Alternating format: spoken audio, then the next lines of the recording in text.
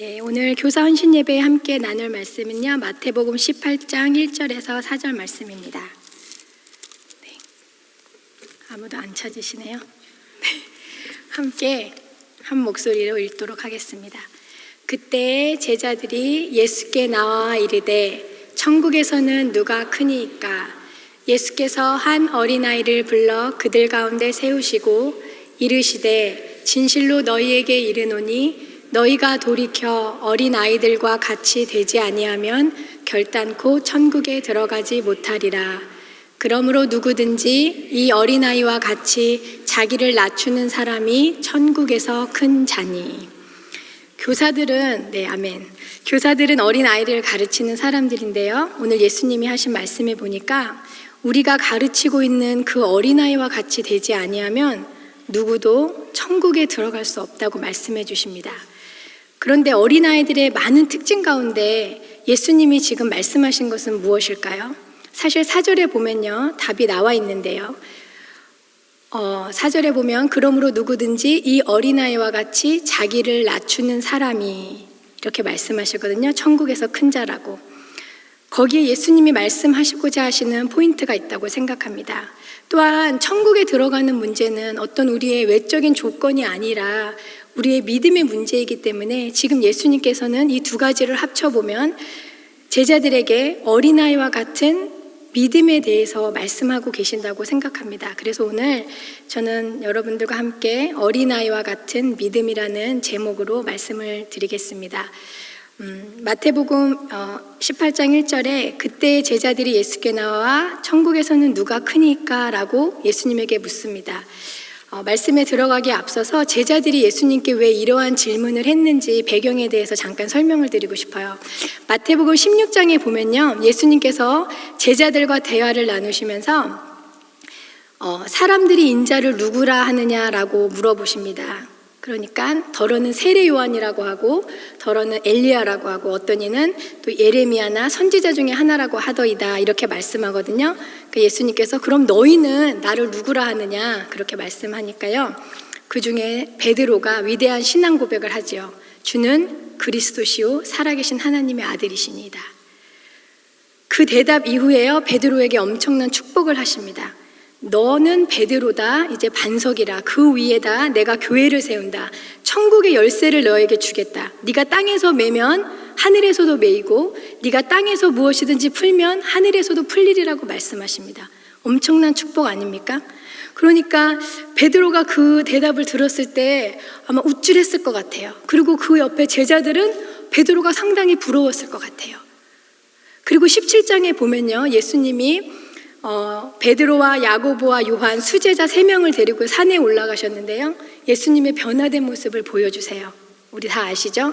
그러니까 베드로가 막 또 흥분해가지고 여기다가 우리 초막셋을 짓고 하나는 엘리야를 위하여, 하나는 모세를 위하여, 하나는 예수님 당신을 위하여 기념비를 세웁시다 라고 말할 정도로 이 셋 제자는 굉장한 특별한 대우를 예수님께 받고 있었을 거예요. 그러면 예수님 제자가 몇 명이죠? 12명이니까 아마 그 제자들 사이에서 보이지 않는 텐션이 있었을 것 같아요. 우리 다 아시죠?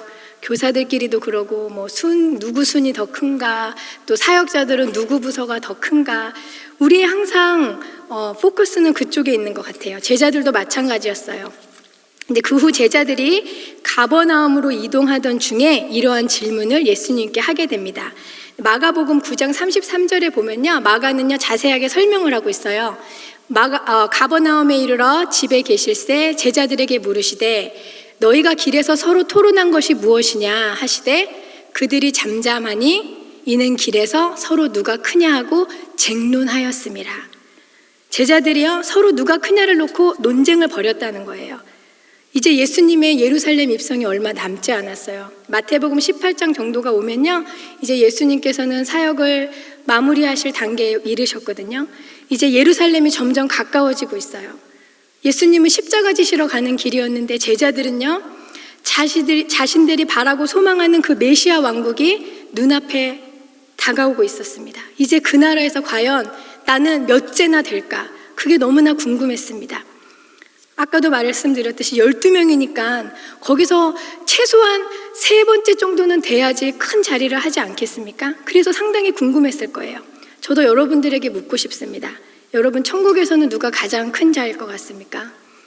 잘 모르시겠으면 우리 교회에서는 누가 가장 클 것 같으세요?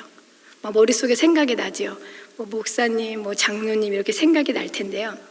제자들도요, 이 질문을 예수님께 하면서요, 자기 나름대로 생각했던 기준과 어떤 인물들이 있었을 거예요. 근데 예수님께서요, 한 어린아이를 불러 저희 가운데 세우시고 그 제자들의 질문에 이렇게 대답하십니다. 어린아이는요, 그 당시에요, 지금은 어린아이가 참 귀해요. 몇 명 없고 정말 어린아이라면 우리가 엄마 아빠들 어린아이들 위해서 다 움직이는데, 그 당시 2000년 전에 유대 땅이란 곳에서 어린이는 어떤 존재였나요? 약하고 소외되고 무능하고 무가치한 존재였어요. 우리가 알다시피 사람을 계수할 때도 아이는 거기에 포함되지 않아요. 그리고 유대 사회에서는요, 13세가 돼야 성전에 들어가서 유월절을 지킬 수 있었기 때문에 그 전까지는요, 성전에서 철저하게 무시당하고 천시받던 이들이 바로 어린이들이었다는 거예요. 제자들도 알고 있었어요. 그런데 예수님이 한 아이를, 아마 아이가 그 옆에서 놀고 있었던 것 같아요. 그러니까 이리 와봐라 하셨겠죠. 그리고 어린아이를 옆에 세우시고 제자들에게 말씀하십니다. 이르시되, 18장 3절에 보면 진실로 너희에게 이르노니 너희가 돌이켜 어린아이들과 같이 되지 아니하면 결단코 천국에 들어가지 못하리라. 제자들의 질문이 지금 천국 가는 거 아니냐 이거 물어본 거 아니잖아요. 누가 큰가 물어봤는데 예수님은요, 그런 서열을 따지기 전에 너희가 이 어린아이와 같이 되지 아니하면 천국도 들어갈 수 없다고 말씀하시는 겁니다. 그렇다면 천국은 당연히 들어가지 하고 생각하는 우리들 있잖아요. 이 자리에 앉아있는 우리도 이 말씀에 귀를 기울여야 한다고 생각합니다. 그러면 예수님이 말씀하시는, 제자들에게 말씀하시는 그 어린아이들의 믿음이란 도대체 무엇일까? 어린이 사역을 하면서 또 자녀를 키우면서 어린이들의 여러 가지 특징들이 있잖아요. 그것들을 빗대어서 설명하고자 합니다. 첫째로, 어린아이들은요, 부모를 향한 전적인 신뢰가 있습니다. 다시 말해 부모를 향한 전적인 믿음이 있다는 겁니다. 엄마 아빠 없이는 아이들은 살 수 없어요. 아마 갓난이를 키우시는 분들은 더 잘 알 거예요. 아이들은 엄마 없이는요, 먹을 수도 없고요, 입을 수도 없고요, 아무것도 할 수 없어요. 그렇죠? 그래서 때로 우리만을 의지하고 있는 아이들을 보면요, 참 부담스러울 때도 있어요. 왜냐하면 우린 그런 능력이 없으니까. 그런데 우리 하나님 아버지는요, 우리의 이러한 전적인 신뢰를 기뻐하신다는 겁니다. 왜냐하면 그분은 우리의 모든 필요를 다 채우실 수 있는 전능하신 하나님 아버지시기 때문입니다. 여러분들은 하나님을 향한 전적인 신뢰가 있습니까? 그분 아니면 안 되는 그러한 신뢰가 있습니까? 어떤 필요한 것을 채워주는 어떤 대상일 뿐 아니라 또 어린아이에게 있어서 부모님은요, 떨어지면 큰일 나는 존재입니다. 무슨 일이 날 것처럼 죽을 듯이 웁니다. 그러다가도 엄마가 오면요, 울음을 멈추고 기뻐합니다. 엄마를 떨어뜨려 놓으면요, 장난감을 줘도, 캔디를 줘도요, 소용이 없어요. 아이들은 그 울음을 멈추지 않습니다. 그만큼 어린 아이에게 있어 부모의 존재는 죽느냐 사느냐의 문제처럼 절대적이란 말입니다. 제 아들이 어렸을 때 일인데요, 제가 우리 아들에게 이런 질문을 했어요. 진이야, 우리 한국에서 살까 미국에서 살까? 왜냐하면 그 당시에 진이가 어렸는데 아마 저희가 한국을 방문하고 왔던 것 같아요. 그러니까 진이도 어리지만 미국도 경험해보고 한국도 경험해본 거예요. 그 당시 저희가 유학생이다 보니까 언제 우리가 한국에 들어갈지도 모른다는 생각이 저에게 있었고요, 나에게 선택할 수 있는 상황이 온다면 좀 더 좋은 여건에서 살고 싶었던 마음이 제게 있었던 것 같아요. 그래서 저도 잘 모르겠는 질문을 그 꼬맹이한테, 진이야, 우리 한국에서 살까 미국에서 살까? 이렇게 물어보니까요, 우리 아이가 뭐라고 대답했냐면요, 뭐라고 대답했을 것 같아요? 미국, 한국, 엄마랑, 이렇게 대답한 거예요. 저는요, 그 답을 할 거라고는요 상상도 못했어요. 미국 아니면 한국을 얘기할 줄 알았는데 얘가 갑자기 엄마랑 하면서 저를 쳐다보는데요, 하나님이 제게 말씀하시는 것 같았어요. 한국, 미국이 너한테 그렇게 중요해? 어느 장소가 너한테 그렇게 중요하니? 나만 있으면 되는 거 아니야? 하고 하나님이 저에게 말씀하시는 것 같았어요.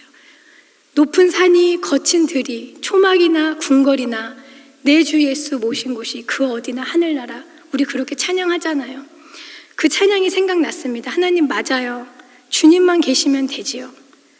제자들은 천국에서 누가 큰가, 누가 작은가 질문하였습니다. 그 말은 그들은 이미 자신들이 천국에 들어갈 자격이 된다는 이야기입니다. 그런데 예수님은 이 어린아이와 같은 이런 전적인 믿음이 없으면 천국에 들어가는 것은 고사하고 천국을 보지도 못할 것이라고 말씀하시는 겁니다. 교사인 우리가 아이들을 가르치고 있지만 사실은요, 우리는 그 어린아이들에게 배워야 한다는 것입니다. 이 믿음을 말입니다. 히브리서 11장 6절에 보면요, 이것이 없이는 하나님을 기쁘시게 못한대요. 뭐지요? 믿음입니다. 믿음이 없이는 하나님을 기쁘시게 하지 못하나니 하나님께 나아가는 자는 반드시 그가 계신 것과 또한 그가 자기를 찾는 자들에게 상 주시는 이심을 믿어야 할지니라. 아멘. 두 번째로 아이들은요, 의심하지 않습니다. 선생님의 말씀은요, 100% 진리입니다. 부모님의 말씀은요, 100% 진리예요. 어리면 어릴수록요, 그렇습니다. 말해준 대로 그대로 합니다. 어린이들을 가르치면서 깨달은 것이 하나 있는데요, 아이들에게는요, 믿으라고 강조할 필요가 없다라는 거예요. 근데 어른들한테는요, 믿으라 이렇게 해도 돼요. 그런데 아이들은요, 그냥 하나님 얘기를 해주면요, 하나님은 계신 거예요. 하나님 말해주면 그냥 다 믿거든요. 근데 때로 교사들이요, 자신들이 못 믿으니까 아이들에게 막 믿으라고 막 강조를 하면요, 아이들이 선생님을 이렇게 쳐다봐요. 선생님 오늘 왜 그러세요? 우리 다 믿고 있는데 왜 이러지? 하는 눈빛으로 우리를 쳐다봐요. 아마도 우리 교사들이 자신이 안 믿기니까 막 그렇게 소리를 지르면서 얘기했던 것 같아요. 예수님이 하나님의 아들이라면요, 아이들은요, 하나님의 아들이 예수님이에요. 그런데 어른들은 어때요? 예수님의 신성이 어떻고 예수님의 인성이 어떻고 따지며 믿기를 거부하지요. 천국에 대해 전하면요, 천국은 미국보다 좋은 곳인가? 이런 거 생각하고 있어요. 그리고 우리는 날마다 복음에 대해 듣지요. 얼마 전 제가 중학생 어떤 아이에게 복음을 전한 적이 있어요. 영원한 지옥을 설명하고요, 영원한 천국이 있고 예수님을 믿으면 이제 천국 간다 이런 얘기를 하니까요, 그 아이가요, 자기는 예수님을 선택하겠대요. 근데 자꾸만 아이가 나한테, 그런데 조선시대의 사람들은 어떻게 되는 거냐고, 천국 갈 수 있냐고, 어떻게 천국 가는 거냐고 저한테 자꾸 물어보는 거예요. 왜 이런 질문을 얘는 자꾸 할까 물어봤더니 알고 보니까 그 아이 아빠가 3년 전에 돌아가신 거예요. 근데 예수님을 알지 못하고 돌아가신 그 아빠 마음이 너무너무 걸려서 자기는 복음을 들었는데 그 아빠가 너무 안타까워서 저한테 그 말은 못하고, 왜냐면 아빠가 그러면 지옥 갔다고 해야 되나, 그 말을 듣기 너무 어려우니까, 물론 우린 모르지만요, 그 친구가 눈물을 글썽이면서 저에게 조선시대 사람들은 어떻게 된 거예요? 이런 걸 저한테 물어본 거예요.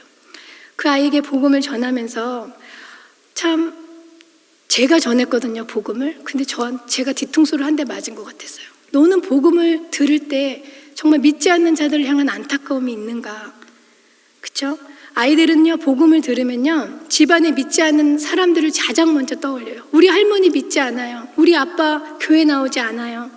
그러면서 슬퍼하고요, 큰일 난 것처럼요, 지금 빨리 복음을 전해야 된다고 아이들은요, 안타까워하면서 야단 법석이에요. 우리도 매일 복음의 소식을 듣는데요, 정말 천국에 있다고 믿으십니까? 천국의 소식을 듣고 믿지 않는 가족들이나 이웃들을 향해 안타까운 마음이 있으십니까? 어찌 보면 우리는 천국을 믿지 않는 것처럼 살고 있습니다. 교회에 오면 천국이 있겠지 하고 이야기하고 그렇게 찬양하고 말씀 듣지만요, 세상에 나가서 살 때는 전혀 천국은 생각하지 않는지도 모르겠습니다. 죄에 대해서는 어떻습니까? 수많은 죄를 짓고도 그 죄가 얼마나 무서운지 우리는 알지 못합니다. 그런데 아이들은 그렇지 않아요. 한 아이가요, 죄에 대해서 배운 어느 날 자기가 친구 집에서 훔쳐온 장난감이 집에 갔는데 보인 거예요. 너무 괴로운 거예요. 그 장난감이 자꾸 자기를 향해서 얘기하는 거예요. 난 네가 무슨 짓을 한지 알아. 이 아이가 그 장난감 때문에 괴로우니까 엄마에게 고백을 했어요. 그리고 참회의 눈물을 흘렸어요. 그리고 회개하고 그 장난감을 주인에게 돌려주는 그런 일을 제가 보았습니다. 그리고 너무 기뻐하는 그 아이를 보았어요. 죄가 하나님과 우리 사이를 멀게 하고 그 죄로 인해 예수님이 죽으셨는데도 불구하고 우리는 아직도 죄와 너무 친한 거 아닙니까? 죄를 짓고도 아무런 감각이 없는 거 아닙니까? 도대체 우리는 그 의심 없는 아이들에게 무엇을 가르치고 있는 것인가? 교사인 우리는요, 사실 그 아이들을 통해 배워야 하는 존재라는 것입니다. 영락교회 한 부모님으로부터 들은 이야기입니다. 구름 한 점 없는 날 차를 타고 아이랑 가는데 아이가 창문을 이렇게 보더니, 하늘을 보더니요, 엄마, 오늘은 예수님이 안 오실 것 같아요, 이러더래요. 왜 그랬을까요? 배운 거예요. 구름 타고 가신 예수님이 구름 타고 다시 오신다고요. 근데 오늘 아무리 보니까 구름이 한 점 없어요. 그러니까 아이는요, 하늘을 보면서 오늘은 예수님이 안 오실 것 같아요. 아이들의 믿음이 참 귀하지 않나요? 여러분 오늘 하늘 보셨습니까? 오늘 하늘을 보시면서 무슨 생각을 하셨습니까? 그런 순수하고 의심 없고 정말 하나님을 믿고 있는 그 아이들을 어른인 우리가 가르쳐야 한다는 게 사실 미안할 따름입니다. 그리고 세 번째로 어린 아이들은요, 참 단순하고요, 순수합니다. 창피한 게 없어요. 그래서 소그룹을 하다 보면요, 집안 이야기 다 나옵니다. 엄마 아빠 싸운 일부터 시작해서요, 무슨 말 했는지 어떻게 싸웠는지 생각나는 대로 다 이야기합니다. 아이들은 감추지 않아요. 자기를 포장해서 하나님 앞에 나가는 법을 알지 못해요. 그런데 어른들인 우리는 어쩌죠? 감춰야 돼요. 최대한 나를 잘 보여주면 안 돼요. 창피하니까요. 마태복음 5장에 보면요, 팔복에 대한 말씀 중 하나가 마음이 청결한 자는 복이 있나니 그들이 하나님을 볼 것이며, 이렇게 말합니다. 마음이 청결한 자가 바로 아이들인 것 같아요. 그래서 아이들은요, 정말 하나님을 봅니다. 청결하다는 뜻이 무엇일까요? 청결하다, 순수하다. 쉽게 말해서요, 생각이 없는 거예요. 아이들처럼요. 영어로 순수하다가 pure 아닙니까? 뭐 섞이지 않은 거예요. 우리는 뭘 들으면요, 이거 생각하고 저거 생각하지만 아이들은 들으면요, 아무 생각이 없고 그냥 그 생각만 있는 거예요. 그 상태가 바로 순수함인 것 같습니다. 아이들은요, 순수하기 때문에요, 질문도 참 잘해요. 이 질문을 하면 나를 어떻게 생각할까 하는 그런 생각이 없어요. 맨날 손 들고 맨날 이야기하려고 그래요. 하루는 한 친구가 이렇게 물어봤어요. 소그룹 시간에, 전도사님, 마태복음에 보면, 영어도 이제 잘 못하는데 한국말로 이제, 마태복음에 보면요, 예수님이요, 이렇게 태어나가지고 죽잖아요. 그런데 마가복음에 가니까요, 예수님이 또 태어나가지고 또 죽는데요. 누가복음에 가니까 또 태어나셨어, 또 죽었는데 이거 어떻게 된 거예요? 저한테 물어보는 거예요. 제가 그 질문이 얼마나 귀여웠는지 몰라요. 아마 우리 중에도 그 이유를 잘 모르시는 분도 있을 것 같아요. 그래서 제가 아이들한테 다시 물어봤어요. 왜 그럴까? 그랬더니 한 아이는 또 이래요. 야, 예수님은 다 있을 수 있잖아. 죽었다가 다시 살아나고 또 살아나는 거야. 그렇게 아이들이 이야기를 하는데 아직도 그 아이의 표정을 잊을 수가 없습니다. 우리가 지지난주 설교였던가요? 니고데모가 생각이 났어요. 학식이 있고 존경받는 종교 지도자였지만요, 예수님을 찾아와서 질문합니다. 근데 예수님과 니고데모의 질문을 잘 이렇게 보면요, 니고데모가 참 어린아이와 같다라는 생각을 했어요. 예수님이 지금 거듭남에 대해서 얘기하고 있는데 정말 아이처럼, 그럼 어떻게 늙은 사람이 다시 엄마 뱃속으로 들어가냐고 물어보죠. 그걸 보면서 아마 니고데모가 자신의 죄 때문에 그냥 예수님이 말씀하실 때 아는 척하고 우리가 잘하는 거 있잖아요. 그냥 아는 것처럼 고개를 끄덕이고 넘어갔다면 예수님과의 그 인격적인 만남이 이루어질 수 있었을까? 그렇죠? 우리는 예수님을 향한 그런 단순함과 순수한 마음이 있습니까? 어른들은요, 잘 질문하지 않아요. 몰라도 아는 척하고 앉아 계시고요.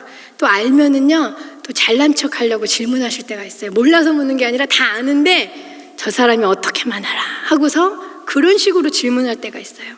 그리고 우리 속담에 그런 말 있죠. 가만히 있으면 중간이라도 간다. 그냥 가만히 있어야 돼요. 누군가 이렇게 얘기했습니다. 어른들은요, 이렇게 잘 듣고 있는 것 같잖아요. 지금 저를 쳐다보면서 고개를 끄덕이면서 잘 듣고 있는 것 같지만 하나도 듣지 않는 경우가 있대요. 근데 아이들은요, 안 듣는 것 같은데요, 다 들었어요. 우리 소그룹에 가면 안 듣고 떠드는 것 같은데 정말 다 들었어요. 이거는 교사를 하다 보면 알게 되는 진리입니다. 교사 선생님들 지금 고개를 끄덕이시는데요. 더욱이 교회 안에서는요, 더욱 그런 것 같아요. 어떻게 보면 우리는 교회에 와서 가면놀이를 하고 있는 게 아닌가 하는 생각이 들어요. 그러니 우리처럼 불순물이 많이 들어간 자들이 어떻게 하나님을 볼 수 있겠습니까? 그렇죠? 그런데 순수한 우리 아이들은 하나님을 봅니다. 그래서 하나님께서는요, 이 어린 아이들을 통하여서 일을 하실 때가 참 많아요. 마태복음 11장 25절에 보면요, 천지의 주제이신 아버지여, 이것을 지혜롭고 슬기 있는 자들에게는 숨기시고 어린 아이들에게는 나타내심을 감사하나이다 라는 말씀이 있습니다. 그런 경험 있죠. 생각지도 못하게 아이들의 입술을 통해서 하나님의 음성을 듣게 되고 위로를 받게 되는 경우가 참 많아요. 작년에 이제 출애굽기를 가르칠 때 일입니다. 아이들에게 하나님께서 내려주신 만나를 설명했어요. 그러면서 뭐 광야도 설명했어요. 광야는 말이지 배가 고프다고 해서 엄마가 쿡을 할 수 있는 곳이 아니야. 타겟이 있는 것도 아니고 H마트가 있는 것도 아니야. 그러면서 이제 설명을 하면서 근데 하나님께서 하늘에서 만나를 내리셔서 하나님의 백성들을 먹이셨어. 전도사님도 그 만나가 무슨 맛인지 나도 꼭 먹어보고 싶어 하면서 제가 아이들한테 얘기를 하니까 한 아이가 손을 번쩍 들더니 이렇게 얘기했어요. 만나가 먹고 싶으면 광야로 가세요. 저한테 그러는 거예요. 근데 제가요, 한 방 맞은 것 같았어요. 그러니까 여지껏 내가 다 설명했잖아요. 광야에서만 먹을 수 있는 게 바로 만나다 라고 얘기해 놓고서요, 저는요 막상 광야는 들어가기 싫고 하나님의 은혜는 좀 맛보고 싶고 그 만나는 그런 저의 믿음 없는 마음이 그 아이한테 들킨 것 같았어요. 그 아이는 그냥 얘기한 거지만 저는 그 아이의 대답을 통해서 저의 믿음 없음을 보게 됐습니다. 사무엘상 3장에 보면요, 아이 사무엘과 엘리 제사장의 이야기가 나와요. 아이 사무엘이 엘리 앞에서 여호와를 섬길 때에는 여호와의 말씀이 희귀하여 이상이 흔히 보이지 않았더라. 엘리의 눈이 점점 어두워가서 잘 보지 못하는 그때에 그가 자기 처소에 누웠고 하나님의 등불은 아직 꺼지지 아니하였으며 사무엘은 하나님의 궤 있는 여호와의 전안에 누웠더니, 앞에 있는 저 표현이요, 엘리 제사장의 영적인 상태를 표현하는 것 같았어요. 점점 어두워가고 잘 보지 못하고, 우리가 다 아는 얘기죠. 사무엘이 자고 있는데 사무엘아 사무엘아 하는 소리를 듣잖아요. 얼른 일어나서 엘리 제사장에게 가니까 아니라고 안 불렀다고 가서 자라고, 또 사무엘이 자니까 또 사무엘아 사무엘아 소리를 듣고 부지런도 하죠. 너무 착하지 않아요? 또 버뜩 일어나서 또 막 엘리 제사장에게 갔어요. 그러니까 엘리 제사장이 아니야 가서 자 그랬어요. 근데 또 세 번째 누워있는데 몰라요. 저 같으면 밤에 더 자고 싶어서 안 갔을 것 같은데 모른 척하고 그냥 이불 덮고 잤을 것 같은데 사무엘은요 또 엘리 제사장이 부르는 것 같으니까 또 버뜩 일어나서 막 또 갔어요. 그러니까 엘리 제사장이 뭐라 그래요? 하나님이 부르시는 것 같은데 너 이번에 가서는 네 제가 여기 있으니 말씀하여 주십시오 이렇게 또 잘도 가르쳐줘요. 저는 이 말씀을 보면서요, 이 엘리 제사장이 바로 이 어른들 있잖아요, 많이 안다고 하는 우리들 같았어요. 우리 교사들 있잖아요. 자기는요 지금 말씀이 희귀하던 때예요. 하나님이 말씀을 주신다면 얼른 하고 가서 받고 싶은 마음이 있어야 되는데요, 자기는 들어가서 자고요, 사무엘한테 너는 말씀 받아라 나는 잔다. 이런 모습, 그게 바로 우리의 모습이 아닌가 생각했습니다. 성경 말씀도 잘 알고요, 뭐 가르쳐 주잖아요. 그러니까 그거는 하나님의 음성이야, 그러니까 이렇게 해 하라고 가르쳐 주지만 오히려 자신은요 그 음성을 듣고 싶지도 않고요, 관심도 없고요, 그냥 자고 있습니다. 아이들을 볼 때 귀한 것이 있습니다. 친구들과 싸워서요 막 얼굴이 울그락불그락 되어 있는데 선생님들이 와가지고 야 너네들 화해해, 서로 껴안고 이렇게 하고 있어. 그러면 아이들이 하기 싫어도 힘이 없잖아요. 백도 없고 힘도 없고 안 되니까 어떻게 해요? 애랑 같이 껴안고 이렇게 있다가 이제 또 뭐 이렇게 하다 보면 키득키득 웃고 이제 화해하는 그런 모습을 보면요 너무나 예쁘고 귀해요. 우리 말에 순종하고, 그렇죠? 입장을 바꿔놓고 생각해봤어요. 만약에 어른끼리 싸웠어요. 저 집사 이 집사 얼굴 붙들고 서로 껴안고 해, 그렇게 생각했더니 저희가 애들한테 너무 과한 걸 시킨 거예요. 그렇게 해준 아이가 너무 고맙고 그 믿음이 너무너무 예쁜 거예요. 그렇지 않습니까? 이렇게 어린아이와 같은 믿음을 들으시니 어떤 생각이 드세요? 어린아이들 앞에 서면요 저희들은 참 작아집니다. 그래서요 때로는요 가르치는 일을 그만두어야 하는 생각도 듭니다. 아마 저의 설교를 들으면서 지금 교사를 하라는 거야?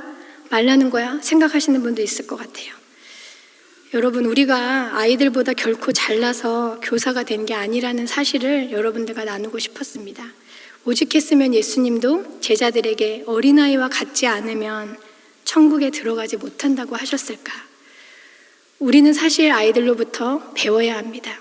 그래서 주님께서는 의아해하는 제자들에게 너희들의 마음을 돌이켜서, 크고 작고 따지고 있는 너희들 그 마음을 돌이켜서 어린아이처럼 되지 아니하면 천국에서 크고 작고를 떠나서 들어가지도 못한다고 말씀하십니다. 다시 말해 처음으로 돌아가서 어린아이처럼 다시 시작하라고 하시는 말씀입니다.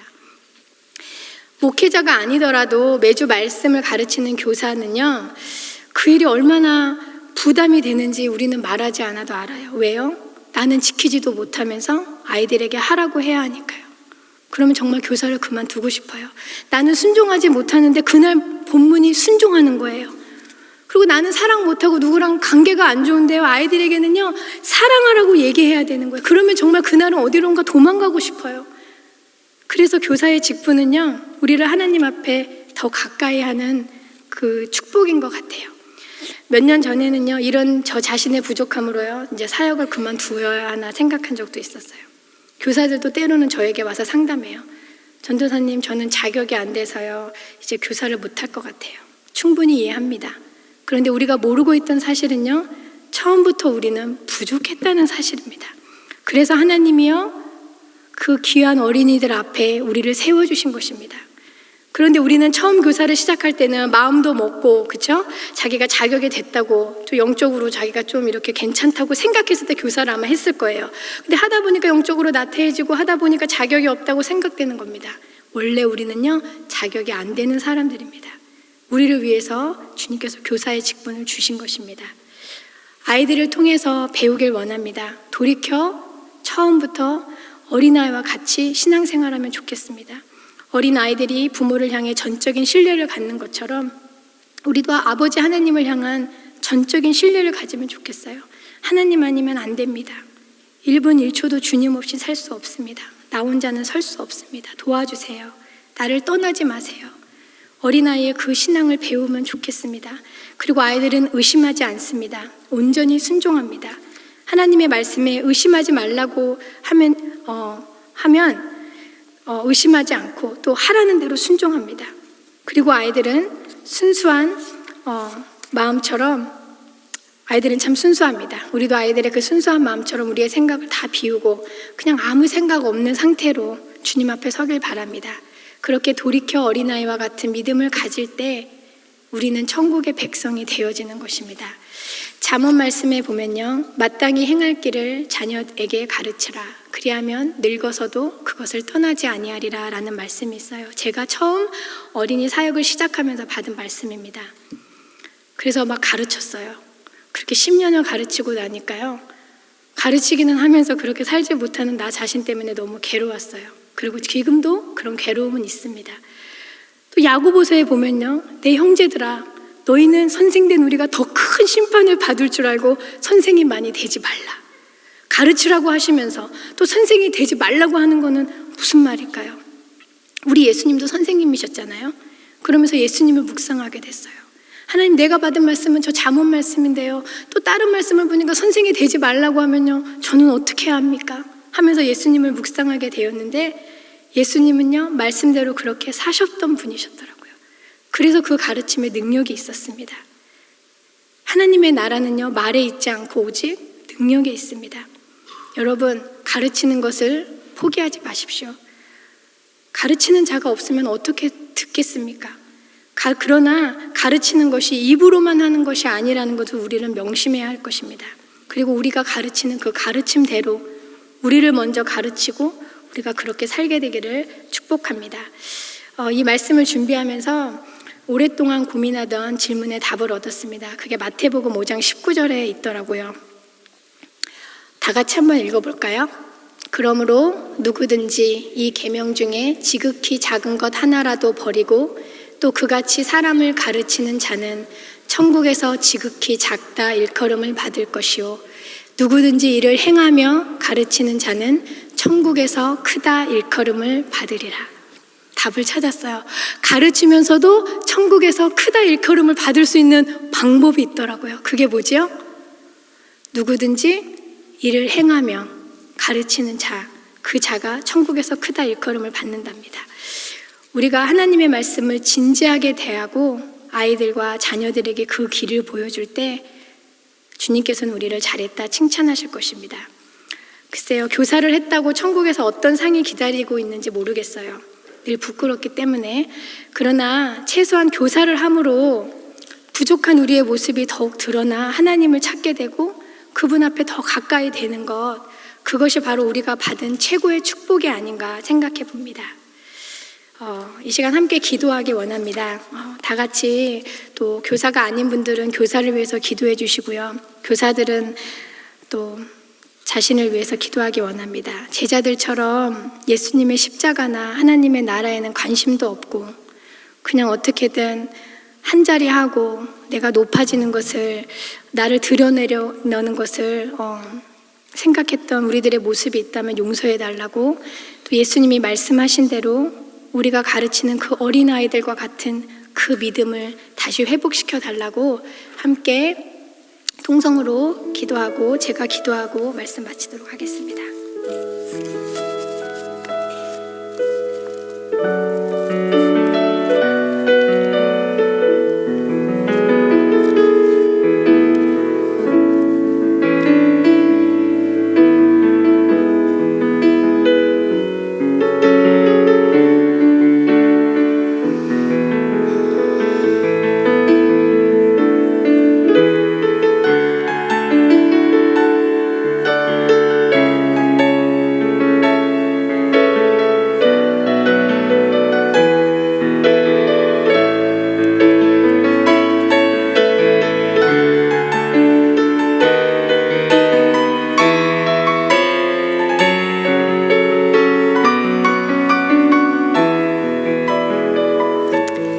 사랑의 하나님 아버지, 저희는 어른이고 교사이지만 모르는 게 참 많습니다.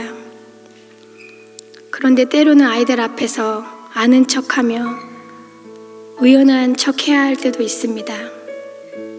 그래도 우리는 또 아이들을 가르쳐야 합니다. 주님의 은혜 없이는 가능하지 않는 일입니다.